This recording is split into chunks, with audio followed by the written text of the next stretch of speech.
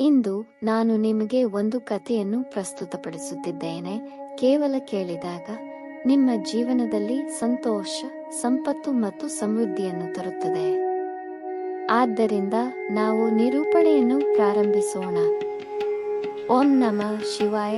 ಪ್ರಿಯ ಭಕ್ತರೇ, ವಿನಯವು ಒಂದು ಆಭರಣವಾಗಿದೆ, ಅದರ ಮುಂದೆ ವಜ್ರದ ಹೊಳಪು ಸಹ ಮರೆಯಾಗುತ್ತದೆ ಎಂದು ಶಿವನು ಹೇಳುತ್ತಾನೆ. ಜೀವನದಲ್ಲಿ ಎಷ್ಟೇ ತೊಂದರೆಗಳು ಉದ್ಭವಿಸಿದರೂ ಅವು ಮೌನವಾಗಿರುವುದರ ಮೂಲಕ, ತಾಳ್ಮೆಯಿಂದ ವರ್ತಿಸುವ ಮೂಲಕ ಮತ್ತು ಸರ್ವಶಕ್ತನಿಗೆ ಕೃತಜ್ಞತೆಯನ್ನು ವ್ಯಕ್ತಪಡಿಸುವ ಮೂಲಕ ಗಮನಾರ್ಹವಾಗಿ ಕಡಿಮೆಯಾಗುತ್ತವೆ. ಆದ್ದರಿಂದ ಬುದ್ಧಿವಂತ ವ್ಯಕ್ತಿಯು ಯಾರ ವಿರುದ್ಧವೂ ಸೇಡು ತೀರಿಸಿಕೊಳ್ಳುವ ಬಯಕೆಯನ್ನು ಎಂದಿಗೂ ಹೊಂದಿರುವುದಿಲ್ಲ. ಏಕೆಂದರೆ ನೀವು ಈ ಕಥೆಯನ್ನು ಕೇಳುತ್ತಿದ್ದರೆ ಅದನ್ನು ಸಂಪೂರ್ಣವಾಗಿ ಆಲಿಸಿ ಎಂದು ಅವರು ಅರ್ಥ ಮಾಡಿಕೊಳ್ಳುತ್ತಾರೆ. ಈ ಪವಿತ್ರ ನಿರೂಪಣೆಯನ್ನು ಅಪೂರ್ಣವಾಗಿ ಬಿಡುವ ತಪ್ಪನ್ನು ಮಾಡುವುದು ಅಪೇಕ್ಷಿತ ಫಲಗಳ ನಿರಾಕರಣೆಗೆ ಕಾರಣವಾಗಬಹುದು. ಆದ್ದರಿಂದ ಇಡೀ ಕಥೆಯನ್ನು ಕೇಳಿ. ನೀವು ಶಿವಭಕ್ತರಾಗಿದ್ದರೆ ಭಗವಾನ್ ಭೋಲೆನಾಥನಿಗೆ ಅಗೌರವ ತೋರಬೇಡಿ. ದೇವರು ಎಲ್ಲ ಕಾರ್ಯಗಳ ಲೆಕ್ಕವನ್ನು ಇಡುತ್ತಾನೆ ಮತ್ತು ಸರಿಯಾದ ಸಮಯದಲ್ಲಿ ಅಂಕಗಳನ್ನು ಇತ್ಯರ್ಥಪಡಿಸುತ್ತಾನೆ. ಯಾರಾದರೂ ತಮ್ಮ ಶಕ್ತಿಯ ಮೂಲಕ ಸಹಾಯವನ್ನು ಹುಡುಕಿದಾಗ ಅವರು ಸಾಮಾನ್ಯವಾಗಿ ಇತರರಿಂದ ದ್ರೋಹವನ್ನು ಎದುರಿಸುತ್ತಾರೆ. ಯಾರಾದರೂ ತಮ್ಮ ಸ್ವಂತ ಸಂತೋಷದಿಂದ ನಿಮ್ಮನ್ನು ಬೆಂಬಲಿಸಿದಾಗ ಅದು ಹೆಚ್ಚಿನ ಸಂತೋಷವನ್ನು ತರುತ್ತದೆ. ಸಹವಾಸಕ್ಕೆ ವಿಶೇಷ ಗಮನ ಕೊಡುವುದು ಅತ್ಯಗತ್ಯ, ಏಕೆಂದರೆ ಯಶಸ್ಸು ಯಾವಾಗಲೂ ಸಕಾರಾತ್ಮಕ ಆಲೋಚನೆಗಳು ಮತ್ತು ಸಕಾರಾತ್ಮಕ ವ್ಯಕ್ತಿಗಳೊಂದಿಗಿನ ಸಂಬಂಧಗಳಿಂದ ಬರುತ್ತದೆ. ನೀವು ಒಬ್ಬಂಟಿಯಾಗಿದ್ದರೆ ನಿಮ್ಮ ಆಲೋಚನೆಗಳ ಮೇಲೆ ನಿಯಂತ್ರಣವನ್ನು ಕಾಪಾಡಿಕೊಳ್ಳಿ ಮತ್ತು ನೀವು ಪಾಲುದಾರರನ್ನು ಹೊಂದಿದ್ದರೆ ನಿಮ್ಮ ಭಾಷೆಯ ಮೇಲೆ ನಿಯಂತ್ರಣವನ್ನು ಕಾಪಾಡಿಕೊಳ್ಳಿ. ಯಾವುದೇ ಸಂಬಂಧದ ರಚನೆಯು ನಿಮ್ಮ ಆಸೆಗಳನ್ನು ಆಧರಿಸಿಲ್ಲ ಎಂದು ಶಿವನು ಹೇಳುತ್ತಾನೆ, ಏಕೆಂದರೆ ನೀವು ಎಲ್ಲಿ, ಯಾವಾಗ ಮತ್ತು ಯಾರೊಂದಿಗೆ ಭೇಟಿಯಾಗುತ್ತೀರಿ ಎಂಬುದನ್ನು ದೈವವು ನಿರ್ಧರಿಸುತ್ತದೆ.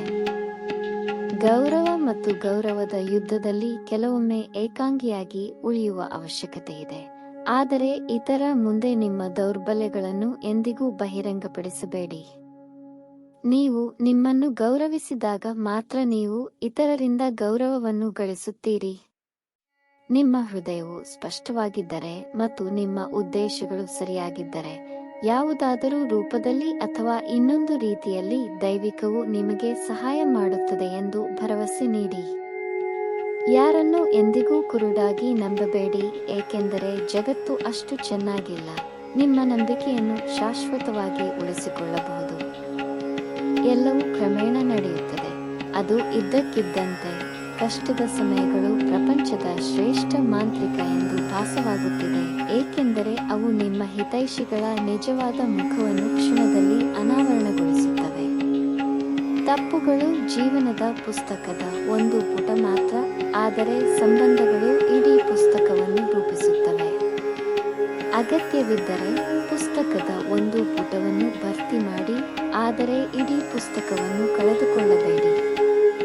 ಅದು ಸೂರ್ಯನ ಕಿರಣಗಳಾಗಲಿ ಅಥವಾ ಭರವಸೆಯಾಗಲಿ, ಅವರು ಜೀವನದಲ್ಲಿ ಎಲ್ಲಾ ಕತ್ತಲೆಯನ್ನು ಹೋಗಲಾಡಿಸುತ್ತಾರೆ. ತಾಳ್ಮೆ ಮತ್ತು ಸತ್ಯವು ನಿಮ್ಮ ಪ್ರಯಾಣವನ್ನು ಎಂದಿಗೂ ಮುಗ್ಗರಿಸುವುದಿಲ್ಲ. ಅದು ಬೇರೊಬ್ಬರ ಹೆಜ್ಜೆಯ ಕೆಳಗೆ ಅಥವಾ ಇನ್ನೊಬ್ಬರ ನೋಟದ ಅಡಿಯಲ್ಲಿ.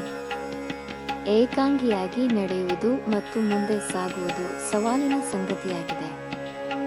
ಆದಾಗ್ಯೂ ನೀವು ಸೋಲನ್ನು ಸ್ವೀಕರಿಸದಿದ್ದರೆ ಮತ್ತು ನಿಮ್ಮಲ್ಲಿ ನಂಬಿಕೆಯನ್ನು ಉಳಿಸಿಕೊಳ್ಳದಿದ್ದರೆ, ಅಂತಿಮವಾಗಿ ನೀವು ಅತ್ಯುತ್ತಮ ಯಶಸ್ಸನ್ನು ಪಡೆಯುತ್ತೀರಿ. ಒಂಟಿಯಾಗಿ ನಡೆಯುವುದು ಕಷ್ಟವಾಗಬಹುದು, ಆದರೆ ಇದು ನಿಮ್ಮ ಸಂಕಲ್ಪವನ್ನು ಬಲಪಡಿಸುತ್ತದೆ ಮತ್ತು ನಿಮ್ಮ ವ್ಯಕ್ತಿತ್ವವನ್ನು ಹೆಚ್ಚಿಸುತ್ತದೆ. ಪ್ರಿಯ ಭಕ್ತರು, ಒಬ್ಬನೇ ತನ್ನ ಪ್ರಯಾಣವನ್ನು ನಿರ್ಧರಿಸುವ ಪ್ರತಿಯೊಬ್ಬ ವ್ಯಕ್ತಿಯು ತನ್ನ ಹಾದಿಯಲ್ಲಿ ನಡೆಯುತ್ತಾನೆ ಮತ್ತು ಜೀವನದ ಸವಾಲುಗಳನ್ನು ಎದುರಿಸುತ್ತಾನೆ ಎಂದು ಶಿವನು ಹೇಳುತ್ತಾನೆ. ಆದಾಗ್ಯೂ ಅವರು ತಮ್ಮ ಪ್ರಯಾಣದಲ್ಲಿ ಮುಂದುವರಿಯುತ್ತಾರೆ. ಶಿವನು ಹೇಳುತ್ತಾನೆ, ನಾನು ಯಾವಾಗಲೂ ನಿಮ್ಮೊಂದಿಗಿದ್ದೇನೆ. ಜೀವನವನ್ನು ಸಂಪತ್ತಿನಿಂದ ಮಾತ್ರ ಅಳೆಯಲಾಗುವುದಿಲ್ಲ. ಜೀವನದ ಕೊನೆಯ ಕ್ಷಣಗಳು ಕೂಡ ಗಳಿಕೆಯ ಮೌಲ್ಯವನ್ನು ತಿಳಿಸುತ್ತದೆ. ಸುಳ್ಳಿನ ಮೇಲೆ ಜೀವನ ನಡೆಸಿ ಬೇಸತ್ತ ಜೀವನದಲ್ಲಿ ಗೆಲ್ಲಲು ದೃಢ ಸಂಕಲ್ಪ ಮಾಡಬೇಕು. ಸೋಲಲು ಸಾಕು, ನನ್ನನ್ನು ನಂಬಿ. ನಾವು ಇತರರಿಗೆ ಒಳ್ಳೆಯದನ್ನು ಮಾಡಿದಾಗ ನಮಗೂ ಒಳ್ಳೆಯದು ಆಗುತ್ತದೆ. ಸರಿಯಾದ ನಿರ್ಧಾರ ತೆಗೆದುಕೊಳ್ಳುವುದು ಕೇವಲ ನಿರ್ಧಾರ ತೆಗೆದುಕೊಳ್ಳುವುದು ಮಾತ್ರವಲ್ಲ, ಇದು ಸರಿ ಎಂದು ಸಾಬೀತುಪಡಿಸುವ ಬಗ್ಗೆ. ಕುದಿಯುವ ನೀರಿನಲ್ಲಿ ನೆರಳುಗಳು ಎಂದಿಗೂ ಕಾಣಿಸುವುದಿಲ್ಲವೋ ಅದೇ ರೀತಿಯಲ್ಲಿ ತೊಂದರೆಗೊಳಗಾದ ಮನಸ್ಸಿನಲ್ಲಿ ಪರಿಹಾರಗಳು ಕಾಣಿಸುವುದಿಲ್ಲ. ಶಾಂತವಾಗಿರಿ ಮತ್ತು ನೀವು ಎಲ್ಲಾ ಸಮಸ್ಯೆಗಳಿಗೆ ಪರಿಹಾರಗಳನ್ನು ಕಂಡುಕೊಳ್ಳುವಿರಿ. ಯಾವುದೇ ಮಾನವ ಪರಿಪೂರ್ಣನಲ್ಲ, ಆದ್ದರಿಂದ ಕೆಲವು ನ್ಯೂನತೆಗಳನ್ನು ಕಡೆಗಣಿಸಿ ಮತ್ತು ಸಂಬಂಧಗಳನ್ನು ಕಾಪಾಡಿಕೊಳ್ಳಿ. ಸಂಬಂಧವನ್ನು ಕೊನೆಗಾಣಿಸುವ ಸಮಯ ಬಂದಾಗ ಮೊದಲು ನಿಮ್ಮ ಮಾತಿನ ಮಾಧುರ್ಯವನ್ನು ಬಿಡಿ. ಕಣ್ಣುಗಳಲ್ಲಿ ಸಾಕಷ್ಟು ನಿದ್ರೆ ಇರಬಹುದು, ಆದರೆ ಇದು ಮಲಗಲು ಸಮಯವಲ್ಲ, ಇದು ಏನನ್ನಾದರೂ ಮಾಡುವ ಸಮಯ. ಪರಮಾತ್ಮನು ಹೇಳುತ್ತಾನೆ, ಯಾರೊಬ್ಬರ ಅನುಪಸ್ಥಿತಿಯಲ್ಲಿ ಅಥವಾ ಯಾರ ಪ್ರಭಾವದಲ್ಲಿ ನಿಮ್ಮ ಜೀವನವನ್ನು ಕಳೆಯಬೇಡಿ, ಈ ಜೀವನವು ನಿಮ್ಮದಾಗಿದೆ. ಆದ್ದರಿಂದ ನಿಮ್ಮ ಸ್ವಭಾವಕ್ಕೆ ಅನುಗುಣವಾಗಿ ಅದನ್ನು ಬದುಕಿರಿ. ನಿಮ್ಮ ಸಂಬಂಧಗಳನ್ನು ಯಾರಾದರೂ ಅಸಮಾಧಾನಗೊಳಿಸಿದರೆ ಅಂತಹ ರೀತಿಯಲ್ಲಿ ಅವುಗಳನ್ನು ಮಾಡಿಕೊಳ್ಳಿ. ಅವರಿಗೆ ಮನವರಿಕೆ ಮಾಡಿ. ಯಾರಾದರೂ ಮನವೊಲಿಸಿದರೆ ಒಪ್ಪಿಕೊಳ್ಳಿ. ಮೌನವಾಗಿರುವುದು ಒಂದು ಅಭ್ಯಾಸ ಮತ್ತು ಅರ್ಥಪೂರ್ಣವಾಗಿ ಮಾತನಾಡುವುದು ಒಂದು ಕಲೆ. ಸ್ಪಷ್ಟವಾಗಿ ಮತ್ತು ನೇರವಾಗಿ ಮಾತನಾಡುವ ವ್ಯಕ್ತಿಗೆ ಕಟುವಾದ ಮಾತುಗಳು ಇರಬಹುದು, ಆದರೆ ಅವರು ಎಂದಿಗೂ ಯಾರನ್ನೂ ಮೋಸಗೊಳಿಸುವುದಿಲ್ಲ. ಪಡೆದದ್ದು ಸಾಕು. ಸಂತೋಷವು ಕರ್ಮದಲ್ಲಿದೆ, ಅದರತ್ತ ಗಮನ ಕೊಡಿ, ಏಕೆಂದರೆ ಯಾರ ಪ್ರಾರ್ಥನೆಯು ವ್ಯರ್ಥವಾಗುವುದಿಲ್ಲ ಅಥವಾ ಯಾರ ಶಾಪವು ವ್ಯರ್ಥವಾಗುವುದಿಲ್ಲ. ಈ ಜಗತ್ತು ಕಾಡು ಮತ್ತು ನೀನೇ ಅದರ ರಾಜ ಎಂದು ಯಾವಾಗಲೂ ನೆನಪಿಟ್ಟುಕೊಳ್ಳಿ. ತೋಳಬೇಟೆಗೆ ತೋಳಗಳಿಗಿಂತ ಹೆಚ್ಚು ಬೇಕು ಎಂದು ಹೇಳಲಾಗುತ್ತದೆ. ತಮ್ಮ ಬೇಟೆಯನ್ನು ಹುಡುಕುತ್ತಿರುವವರು ತಮ್ಮ ಹಸಿವನ್ನು ನೀಗಿಸಲು ಅವರ ಮನಸ್ಸು ತ್ವರಿತವಾಗಿ ಕೆಲಸ ಮಾಡುತ್ತದೆ ಮತ್ತು ಈ ಹಸಿವಿನ ಉದ್ದೇಶವು ಇತರರಿಂದ ಬೇರ್ಪಟ್ಟು ಯಶಸ್ವಿಯಾಗುವುದು. ಟೀಕೆಗಳಿಂದ ಮಾರ್ಗಗಳನ್ನು ಬದಲಾಯಿಸುವುದು ಯಶಸ್ಸನ್ನು ತರುವುದಿಲ್ಲ, ಏಕೆಂದರೆ ಯಶಸ್ಸು ಅವಮಾನದಿಂದಲ್ಲ, ಆದರೆ ಧೈರ್ಯದಿಂದ ಬರುತ್ತದೆ. ಯಾರಾದರೂ ನಿಮಗೆ ನಿಜವಾಗಿದ್ದರೆ ಅವರಿಗೆ ಕೃತಜ್ಞರಾಗಿರಿ, ಏಕೆಂದರೆ ಬೆಳೆಸಿದ ತೋಟಗಳು ಬೇಗನೆ ಒಣಗಿ ಹೋಗುತ್ತವೆ. ಸಮಸ್ಯೆಗಳಿಗೆ ಪರಿಹಾರ ಹುಡುಕುವವರು ಅವರನ್ನು ಬೆಂಬಲಿಸುತ್ತಲೇ ಇರುತ್ತಾರೆ. ಇತಿಹಾಸ ನಿರ್ಮಿಸುವವರಿಂದ ದೂರವಿರಿ, ಅವರು ಇತಿಹಾಸವನ್ನು ಮಾತ್ರ ನಾಶಪಡಿಸುತ್ತಾರೆ. ಮೂರ್ಖರಿಂದ ಇತಿಹಾಸ ಸೃಷ್ಟಿಯಾಗುತ್ತದೆ, ಜಗತ್ತೇ ನಗುತ್ತದೆ. ಈ ಎರಡು ರೀತಿಯ ಜನರಿಂದ ದೂರವಿರಿಯ ನಿರತತೆಯನ್ನು ತೋರಿಸಲು ಪ್ರಯತ್ನಿಸುವವರು. ಇದಲ್ಲದೆ ಎರಡನೆಯ ವಿಧದ ವ್ಯಕ್ತಿಯು ಸೊಕ್ಕಿನವನಾಗಿರುತ್ತಾನೆ, ಏಕೆಂದರೆ ಕಾರ್ಯನಿರತ ವ್ಯಕ್ತಿಯು ತನ್ನ ಕ್ರಿಯೆಗಳ ಮೂಲಕ ಮಾತನಾಡುತ್ತಾನೆ, ಆದರೆ ಸೊಕ್ಕಿನ ವ್ಯಕ್ತಿಯು ಅವರ ಆಡಂಬರಕ್ಕಾಗಿ ನೆನಪಿಸಿಕೊಳ್ಳುತ್ತಾನೆ. ಯಾರನ್ನಾದರೂ ಮೋಸಗೊಳಿಸುವ ಮೂಲಕ ನೀವು ಕುತಂತ್ರ ಮಾಡುತ್ತಿದ್ದೀರಿ ಎಂದು ಭಾವಿಸಬೇಡಿ. ಬದಲಿಗೆ ಆ ವ್ಯಕ್ತಿ ನಿಮ್ಮನ್ನು ಎಷ್ಟು ನಂಬುತ್ತಾರೆ ಎಂಬುದನ್ನು ಪರಿಗಣಿಸಿ. ನೀವು ಅವರಿಗೆ ಒಮ್ಮೆ ಸಹಾಯ ಮಾಡದಿದ್ದರೆ ನೀವು ಅವರಿಗೆ ಮೊದಲು ಮಾಡಿದ ಎಲ್ಲಾ ಸಹಾಯವನ್ನು ಅವರು ಮರೆತು ಬಿಡುತ್ತಾರೆ ಎಂಬುದು ಮಾನವ ಸ್ವಭಾವ. ದುರಹಂಕಾರದ ಬಗ್ಗೆ ಕೆಟ್ಟ ವಿಷಯವೆಂದರೆ ಅದು ಮುಂದೆ ಇರುವ ವ್ಯಕ್ತಿಗೆ ತಾನು ತಪ್ಪಾಗಿರಬಹುದು ಎಂದು ಎಂದಿಗೂ ಭಾವಿಸುವುದಿಲ್ಲ. ಜೀವನದಲ್ಲಿ ಅನೇಕ ಸಂಬಂಧಗಳನ್ನು ಹೊಂದಿರುವುದು ಅನಿವಾರ್ಯವಲ್ಲ, ಆದರೆ ಆ ಸಂಬಂಧಗಳಲ್ಲಿ ಜೀವನವನ್ನು ಹೊಂದಿರುವುದು ಅತ್ಯಗತ್ಯ. ಪ್ರತಿದಿನ ಬೆಳಗ್ಗೆ ಜೀವನವು ಕೆಲವು ಷರತ್ತುಗಳೊಂದಿಗೆ ಬರುತ್ತದೆ ಮತ್ತು ಪ್ರತಿ ಸಂಜೆ ಅದು ಕೆಲವು ಅನುಭವಗಳೊಂದಿಗೆ ಬಿಡುತ್ತದೆ. ಜೀವನದಲ್ಲಿ ಬಿರುಗಾಳಿಗಳು ಸಹ ಅಗತ್ಯ. ನಿಮ್ಮೊಂದಿಗೆ ಯಾರು ಇದ್ದಾರೆ ಮತ್ತು ಯಾರು ನಿಮ್ಮ ಎದುರಾಳಿಯಾಗುತ್ತಾರೆ ಎಂಬುದು ನಿಮಗೆ ತಿಳಿಯುತ್ತದೆ. ವ್ಯತ್ಯಾಸವು ಆಲೋಚನೆಯಲ್ಲಿದೆ. ಇಲ್ಲದಿದ್ದರೆ ಸಮಸ್ಯೆಗಳು ನಿಮ್ಮನ್ನು ದುರ್ಬಲಗೊಳಿಸುವುದಿಲ್ಲ, ಅವರು ನಿಮ್ಮನ್ನು ಬಲಪಡಿಸುತ್ತಾರೆ. ನೀವು ಏನು ತರುತ್ತೀರಿ ಮತ್ತು ಏನು ತೆಗೆದುಕೊಳ್ಳುತ್ತೀರಿ ಎಂಬುದು ಮುಖ್ಯ. ಜೀವನವು ಒಂದು ಸಣ್ಣ ಜಾತ್ರೆ, ಅಲ್ಲಿ ನಾವೆಲ್ಲರೂ ಇಲ್ಲಿಂದ ಹೊರಟು ಹೋಗುತ್ತೇವೆ. ಸಮಸ್ಯೆಗಳು ಸ್ಥಿರ ರೂಪದಲ್ಲಿ ಬರುವುದಿಲ್ಲ ಎಂದು ಯಾವಾಗಲೂ ನೆನಪಿಡಿ. ನಿಮ್ಮ ಸಮಸ್ಯೆ ಪರಿಹರಿಸುವ ಸಾಮರ್ಥ್ಯಕ್ಕೆ ಅನುಗುಣವಾಗಿ ನಿಮ್ಮ ಸಮಸ್ಯೆ ದೊಡ್ಡದಾಗಿರಬಹುದು ಅಥವಾ ಚಿಕ್ಕದಾಗಿರಬಹುದು. ಒಬ್ಬ ಮನುಷ್ಯ ಇನ್ನೊಬ್ಬನನ್ನು ಮೋಸ ಮಾಡುವುದಿಲ್ಲ. ಬದಲಾಗಿ ಅವರು ಇತರರೊಂದಿಗೆ ವಾಸಿಸುವವರಿಗೆ ಭರವಸೆ ನೀಡುತ್ತಾರೆ. ತೊಂದರೆಯನ್ನುಂಟು ಮಾಡುವುದು ಆನಂದದಾಯಕವಾಗಿದೆ, ಆದರೆ ಅದು ತನ್ನ ವಿಷಯಕ್ಕೆ ಬಂದಾಗ ಅದು ಬಹಳಷ್ಟು ಕಣ್ಣೀರನ್ನು ತರುತ್ತದೆ, ಏಕೆಂದರೆ ಯಾರೂ ತಮ್ಮನ್ನು ತಾವು ಸಹಿಸಿಕೊಳ್ಳುವಷ್ಟು ತೊಂದರೆಯನ್ನು ಇತರರಿಗೆ ನೀಡಬಾರದು. ಜೀವನದಲ್ಲಿ ಯಾರೂ ಹಾಗೆ ಬದಲಾಗುವುದಿಲ್ಲ. ವ್ಯಕ್ತಿಯನ್ನು ಬದಲಾಯಿಸಲು ಒತ್ತಾಯಿಸುವ ಕೆಲವು ಘಟನೆಗಳು ಜೀವನದಲ್ಲಿ ಸಂಭವಿಸುತ್ತವೆ. ನಾನು ಕೆಲಸವನ್ನು ಮಾಡುತ್ತಿದ್ದೇನೆ ಮತ್ತು ಬೇರೆಯವರು ಕ್ರೆಡಿಟ್ ಪಡೆಯುತ್ತಿದ್ದಾರೆ ಎಂದು ಎಂದಿಗೂ ಕೋಪಗೊಳ್ಳಬೇಡಿ. ದಾರಗಳು ಮತ್ತು ಎಣ್ಣೆಯು ಶತಮಾನಗಳಿಂದ ಉರಿಯುತ್ತಿದೆ, ಆದರೆ ಜನರು ದೀಪ ಉರಿಯುತ್ತಿದೆ ಎಂದು ಹೇಳುತ್ತಾರೆ. ನಿಮ್ಮ ಕನಸುಗಳು ಒಳ್ಳೆಯದಾಗಿದ್ದರೆ ನಿಮ್ಮ ಹೋರಾಟಗಳು ಹೇಗೆ ಚಿಕ್ಕದಾಗಿರಬಹುದು? ಯಾರಾದರೂ ನಿಮ್ಮನ್ನು ನಂಬಿದರೆ ಅವರಿಗೆ ಕೃತಜ್ಞರಾಗಿರಿ, ಏಕೆಂದರೆ ಅಗತ್ಯಕ್ಕಿಂತ ಹೆಚ್ಚು ನಂಬಿಕೆ ಇಡಬಾರದು ಎಂದು ಅವರು ನಿಮಗೆ ಕಲಿಸುತ್ತಾರೆ. ಯಾರಾದರೂ ಯಾರನ್ನಾದರೂ ಇಷ್ಟಪಟ್ಟಾಗ ಅವರು ತಮ್ಮ ನ್ಯೂನತೆಗಳನ್ನು ನೋಡುವುದಿಲ್ಲ, ಮತ್ತು ಯಾರಾದರೂ ಯಾರನ್ನಾದರೂ ಇಷ್ಟಪಡದಿದ್ದಾಗ ಅವರ ಒಳ್ಳೆಯತನವನ್ನು ಅವರು ನೋಡುವುದಿಲ್ಲ. ಬಿತ್ತಿದವನು ಕೊಯ್ಯುವನು, ಅದು ಗೌರವವಾಗಲಿ ಅಥವಾ ದ್ರೋಹವಾಗಲಿ. ತಪ್ಪುಗಳು ನಮಗೆ ಏನನ್ನಾದರೂ ಕಲಿಸುತ್ತವೆ ಎಂಬುದನ್ನು ಯಾವಾಗಲೂ ನೆನಪಿಡಿ. ತಪ್ಪುಗಳ ಮೂಲಕ ನಾವು ಅನುಭವವನ್ನು ಪಡೆಯುತ್ತೇವೆ. ನಾವು ಸೋತರೂ ಗೆದ್ದರೂ ಕಲಿಯುತ್ತೇವೆ. ನನ್ನ ಸಮಯ ಕೆಟ್ಟಿದೆ ಎಂದು ಅನೇಕ ಬಾರಿ ಜನರು ಹೇಳುತ್ತಾರೆ. ಏನು ಮಾಡಬೇಕೆಂದು ನನಗೆ ಅರ್ಥವಾಗುತ್ತಿಲ್ಲ. ನನ್ನ ಕೆಟ್ಟ ಸಮಯವನ್ನು ಹೇಗೆ ಒಳ್ಳೆಯದಾಗಿಸುವುದು? ಸತ್ಯವೆಂದರೆ ಅದು ಸಂಪೂರ್ಣ ನಂಬಿಕೆ, ಸ್ಪಷ್ಟ ಮನಸ್ಸು ಮತ್ತು ನಿಮ್ಮ ದೇವರಿಗೆ ಸಂಪೂರ್ಣ ಸಮರ್ಪಣೆಯಿಂದ ತುಂಬಿರಬೇಕು. ನನ್ನನ್ನು ನಂಬಿರಿ, ದುಃಖದಲ್ಲಿ ಭಗವಂತ ನಿಮ್ಮನ್ನು ಎಂದಿಗೂ ಬಿಡುವುದಿಲ್ಲ. ಬೇರೊಬ್ಬರ ರಹಸ್ಯಗಳನ್ನು ನಿಮಗೆ ಹೇಳುವ ವ್ಯಕ್ತಿಯನ್ನು ನಂಬಬೇಡಿ. ಬುದ್ಧಿವಂತಿಕೆ ಎಲ್ಲರಲ್ಲಿಯೂ ಇರುತ್ತದೆ, ಇದು ನಮ್ಮ ಪಾಲನೆಯ ಮೇಲೆ ಅವಲಂಬಿತವಾಗಿರುತ್ತದೆ.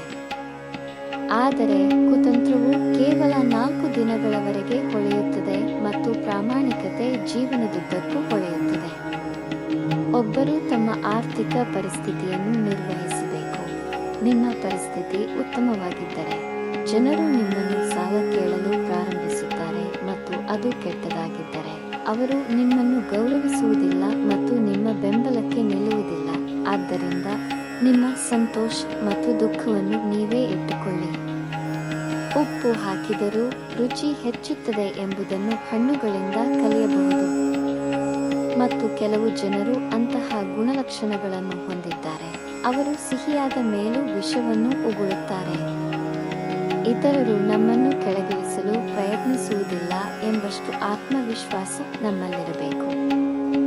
ಯಾರಾದರೂ ಜನಿಸಿದಾಗ ಅವರಿಗೆ ಉಸಿರು ಮಾತ್ರ ಇರುತ್ತದೆ, ಆದರೆ ಹೆಸರಿಲ್ಲ, ಮತ್ತು ಅವರು ಸತ್ತಾಗ ಅವರು ಹೆಸರನ್ನು ಹೊಂದಿದ್ದಾರೆ, ಆದರೆ ಉಸಿರು ಇಲ್ಲ. ಉಸಿರು ಮತ್ತು ಹೆಸರಿನ ನಡುವಿನ ಭಾಗವನ್ನು ಜೀವನ ಎಂದು ಕರೆಯಲಾಗುತ್ತದೆ. ಸುಳ್ಳು ನೋಟಗಳ ನಂತರ ನೀವು ಓಡಬಾರದು, ಏಕೆಂದರೆ ಅವರು ನಿಮ್ಮನ್ನು ಸಾಲದಲ್ಲಿ ಮುಳುಗಿಸಬಹುದು. ಜನರು ಬೇಗನೆ ಆಯಾಸಗೊಳ್ಳುವುದನ್ನು ನಾನು ನೋಡಿದ್ದೇನೆ. ರಾವಣನ ಜೀವನದಿಂದ ಕಲಿಯುವುದು, ಅದು ಸಹೋದರನಾಗಿರಲಿ ಅಥವಾ ಸ್ನೇಹಿತನಾಗಿರಲಿ, ಒಬ್ಬರು ತಮ್ಮ ರಹಸ್ಯಗಳನ್ನು ತಮ್ಮಲ್ಲಿಯೇ ಇಟ್ಟುಕೊಳ್ಳಬೇಕು. ಬುದ್ಧಿವಂತ ವ್ಯಕ್ತಿಗಳು ಬದುಕಿರುವಾಗ ಅಥವಾ ಸತ್ತಾಗ ತೋರಿಸಿಕೊಳ್ಳುವುದಿಲ್ಲ. ನಿಮ್ಮ ನೋವಿಗೆ ಜಗತ್ತನ್ನು ದೂಷಿಸಬೇಡಿ. ನಿಮ್ಮ ಸ್ವಂತ ಮನಸ್ಸನ್ನು ಅರ್ಥ ಮಾಡಿಕೊಳ್ಳಿ. ನಿಮ್ಮ ಮನಸ್ಸಿನ ಬದಲಾವಣೆಯು ನಿಮ್ಮ ದುಃಖಗಳಿಗೆ ಅಂತ್ಯವಾಗಿದೆ.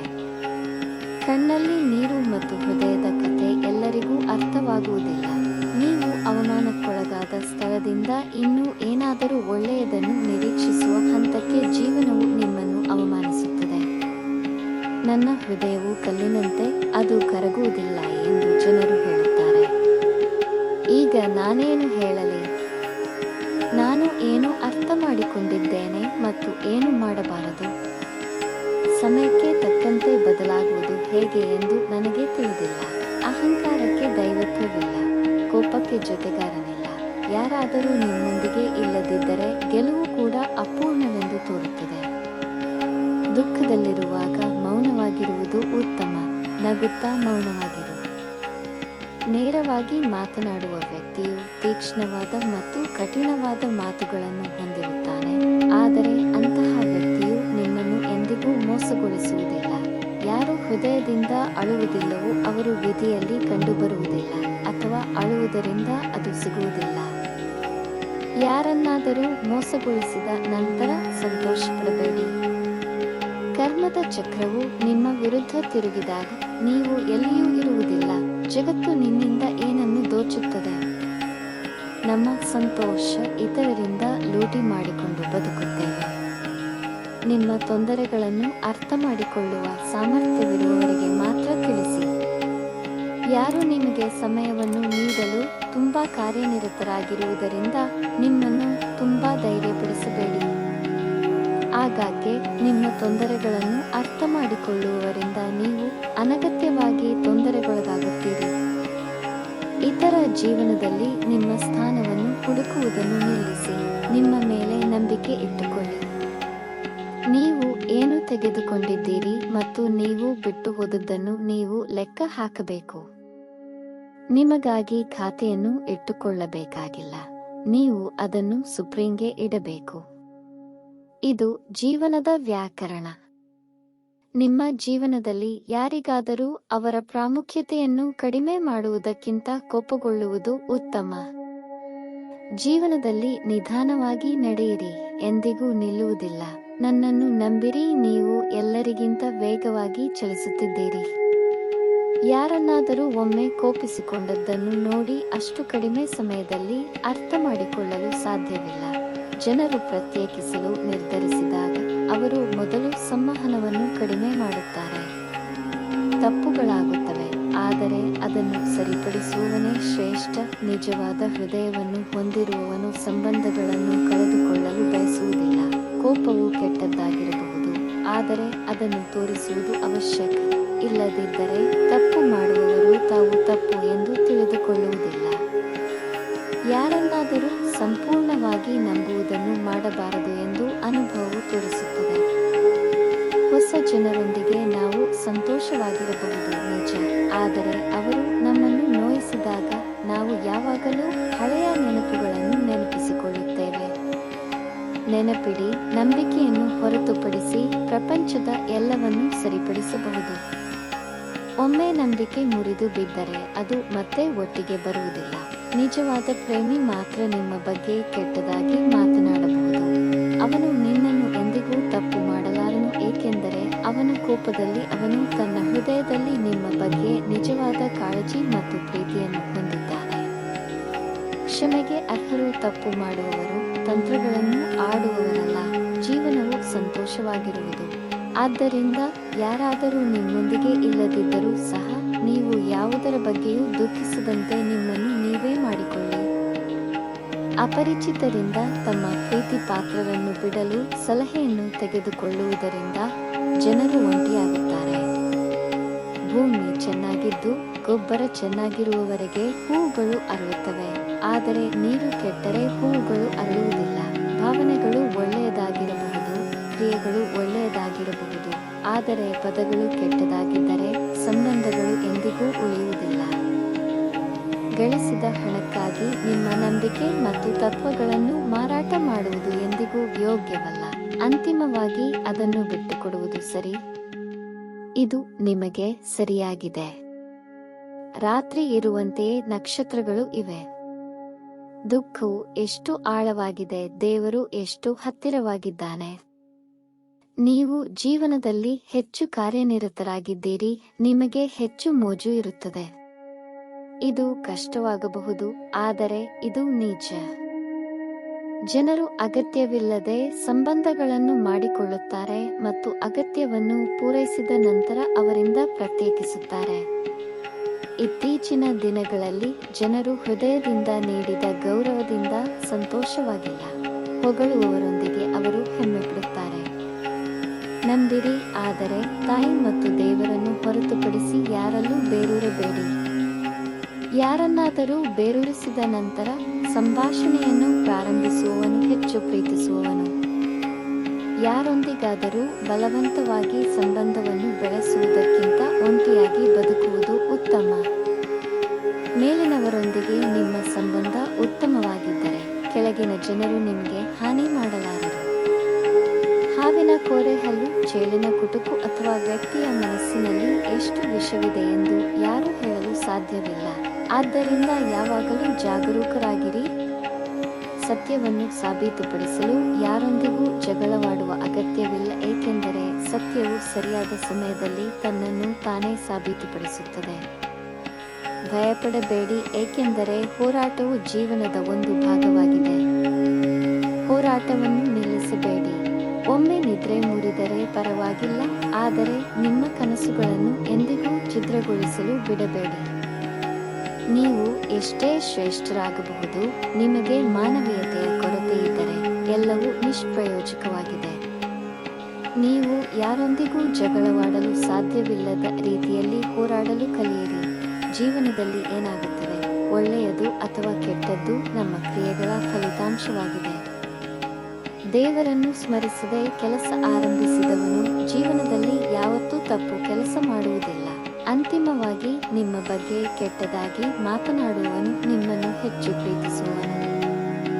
ನೀವು ಸರಿಯಿದ್ದರೆ ನೀವು ಕೋಪಗೊಳ್ಳುವ ಅಗತ್ಯವಿಲ್ಲ, ಆದರೆ ನೀವು ತಪ್ಪು ಮಾಡಿದರೆ ನಿಮಗೆ ಕೋಪಗೊಳ್ಳುವ ಹಕ್ಕಿಲ್ಲ. ದ್ರೋಹದಿಂದ ಬದುಕುವುದಕ್ಕಿಂತ ಒಂಟಿಯಾಗಿ ಬದುಕುವುದು ಉತ್ತಮ. ಜೀವನದ ಅತ್ಯಂತ ದುಬಾರಿ ವಿಷಯವೆಂದರೆ ನಿಮ್ಮ ಪ್ರಸ್ತುತ ಕ್ಷಣ. ಅದು ಒಮ್ಮೆ ಹೋದರೆ ಮತ್ತೆ ಹಿಂತಿರುಗುವುದಿಲ್ಲ. ಪ್ರಪಂಚದ ಎಲ್ಲಾ ಸಂಪತ್ತಿನಿಂದ ನಾವು ಅದನ್ನು ಖರೀದಿಸಲು ಸಾಧ್ಯವಿಲ್ಲ. ನಮ್ಮ ಆಲೋಚನೆಗಳು ನಮ್ಮನ್ನು ರೂಪಿಸುತ್ತವೆ, ಆದ್ದರಿಂದ ಪದಗಳ ಪ್ರಾಮುಖ್ಯತೆ ಇಲ್ಲ.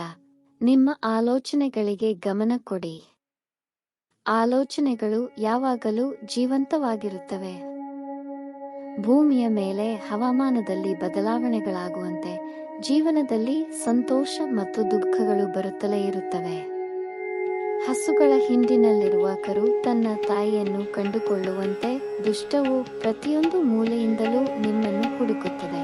ಆದರೆ ಒಳ್ಳೆಯತನವನ್ನು ಪ್ರಾಮಾಣಿಕವಾಗಿ ನಂಬುವವನು ಕೆಟ್ಟದ್ದರಲ್ಲಿ ಒಳ್ಳೆಯದನ್ನು ಕಂಡುಕೊಳ್ಳುತ್ತಾನೆ. ತುಂಬಾ ನಗುವ ಮತ್ತು ಮಾತನಾಡುವ ವ್ಯಕ್ತಿ ಇದ್ದಕ್ಕಿದ್ದಂತೆ ಮೌನವಾಗಿದ್ದರೆ ಅವನು ಸಹ ಒಳಗಿನಿಂದ ಮುರಿದಿದ್ದಾನೆ ಎಂದು ಅರ್ಥ ಮಾಡಿಕೊಳ್ಳಿ. ಒಂದು ಕಲ್ಲು ಕೂಡ ತುಂಬಾ ಭಾರವಾದಾಗ ನೀರಿನಲ್ಲಿ ಮುಳುಗುತ್ತದೆ ಎಂಬ ಕಾರಣಕ್ಕಾಗಿ ಎಂದಿಗೂ ಅಹಂಕಾರಕ್ಕೆ ಒಳಗಾಗಬೇಡಿ. ದೇವರು ನಿಮ್ಮನ್ನು ತಾಳ್ಮೆಯಿಂದ ಪರೀಕ್ಷಿಸುತ್ತಿದ್ದರೆ ನೀವು ಕೇಳಿದ್ದಕ್ಕಿಂತ ಹೆಚ್ಚಿನದನ್ನು ನೀಡಲು ಅವನು ಸಿದ್ಧನಿರುವ ಸಾಧ್ಯತೆ ಇದೆ. ಈ ಹಂತದಲ್ಲಿಯೂ ಸ್ವಲ್ಪ ತಾಳ್ಮೆಯಿಂದಿರಿ, ಏಕೆಂದರೆ ಸಂತೋಷವು ಎಂದಿಗೂ ನಿಲ್ಲುವುದಿಲ್ಲ ಮತ್ತು ದುಃಖಕ್ಕೆ ಸ್ಥಳವಿಲ್ಲ. ನಿಮ್ಮ ಮನಸ್ಸು ತೊಂದರೆಗೊಳಗಾದಾಗ ಏನನ್ನೂ ಮಾಡಬೇಡಿ. ನಿಮ್ಮ ಕಣ್ಣುಗಳನ್ನು ಮುಚ್ಚಿ ಮತ್ತು ಶಿವನ ನಾಮವನ್ನು ಜಪಿಸು. ಬುದ್ಧಿವಂತಿಕೆಯಿಂದ ಹಣವನ್ನು ಸಂಪಾದಿಸಬಹುದು, ಆದರೆ ಬುದ್ಧಿವಂತಿಕೆಯನ್ನು ಹಣದಿಂದ ಖರೀದಿಸಲಾಗುವುದಿಲ್ಲ. ಹಣ ಮಾತ್ರ ಮುಖ್ಯ ಎಂದು ಎಲ್ಲರೂ ಭಾವಿಸುತ್ತಾರೆ, ಆದರೆ ನಾವು ಇತರರಿಗಾಗಿ ಬದುಕಿದಾಗ ಯಾರೂ ದೂರುವುದಿಲ್ಲ. ನಾವು ನಮ್ಮ ಬಗ್ಗೆ ಸ್ವಲ್ಪ ಯೋಚಿಸಿದರೆ ನಾವು ಜೀವನದ ಪ್ರಮುಖ ಪಾಠವನ್ನು ಕಲಿಯುತ್ತೇವೆ. ಸಣ್ಣ ವ್ಯಕ್ತಿಗೆ ಉತ್ತಮ ಅವಕಾಶಗಳು ಮತ್ತು ದೊಡ್ಡ ವ್ಯಕ್ತಿಗೆ ಸಣ್ಣ ವಿಷಯವು ಅವನ ಸ್ಥಿತಿಯನ್ನು ತೋರಿಸುತ್ತದೆ. ನಿಮ್ಮ ಕೈಯಿಂದ ಏನು ಬೇಕಾದರೂ ಕದಿಯಬಹುದು, ಆದರೆ ನಿಮ್ಮ ಹಣೆಬರಹದಿಂದ ಅಲ್ಲ. ನೀವು ಜೀವನದಲ್ಲಿ ಮುಂದುವರಿಯಲು ಬಯಸಿದರೆ ಬೆಂಬಲವನ್ನು ಅವಲಂಬಿಸುವುದಕ್ಕಿಂತ ಹೆಚ್ಚಾಗಿ ನಿಮ್ಮನ್ನು ನಂಬಿರಿ. ಬಾಗಿಲುಗಳು ಚಿಕ್ಕದಾಗಿರಲಿ, ನಿಮ್ಮ ಮನೆಗೆ ಏನು ಬಾಗಿದರೂ ಅದು ನಿಮ್ಮದೇ ಎಂದು ಅರ್ಥ ಮಾಡಿಕೊಳ್ಳಿ. ನನ್ನ ಭಕ್ತರೇ, ಈ ಜೀವನ ಪಾಠ ನಿಮಗೆ ಹೇಗೆ ಇಷ್ಟವಾಯಿತು? ಕಾಮೆಂಟ್ ಮಾಡಿ ಮತ್ತು ನನಗೆ ತಿಳಿಸಿ. ಆದ್ದರಿಂದ ನನ್ನ ಹೊಸ ಜ್ಞಾನೋದಯ ವಿಡಿಯೋದಲ್ಲಿ ನಾವು ಮತ್ತೆ ಭೇಟಿಯಾಗುವವರೆಗೆ ನಿಮ್ಮ ಬಗ್ಗೆ ಕಾಳಜಿ ವಹಿಸಿ. ಧನ್ಯವಾದ. ಈ ವಿಡಿಯೋದಲ್ಲಿ ಮಾತನಾಡುವುದರಲ್ಲಿ ಯಾವುದೇ ತಪ್ಪಿದ್ದರೆ ನಾನು ಕ್ಷಮೆಯಾಚಿಸುತ್ತೇನೆ. ನೀವೆಲ್ಲರೂ ಈ ವಿಡಿಯೋವನ್ನು ಇಷ್ಟಪಟ್ಟಿದ್ದೀರಿ ಎಂದು ನಾನು ಭಾವಿಸುತ್ತೇನೆ. ನೀವು ನಿಜವಾದ ಶಿವ ಭಕ್ತರಾಗಿದ್ದರೆ ಚಾನಲ್ಗೆ ಚಂದಾದಾರರಾಗಿ ವಿಡಿಯೋವನ್ನು ಲೈಕ್ ಮಾಡಿ ಮತ್ತು ಕಾಮೆಂಟ್ಗಳಲ್ಲಿ ಹರ್ ಹರ್ ಮಹಾದೇವ್ ಎಂದು ಬರೆಯಿರಿ.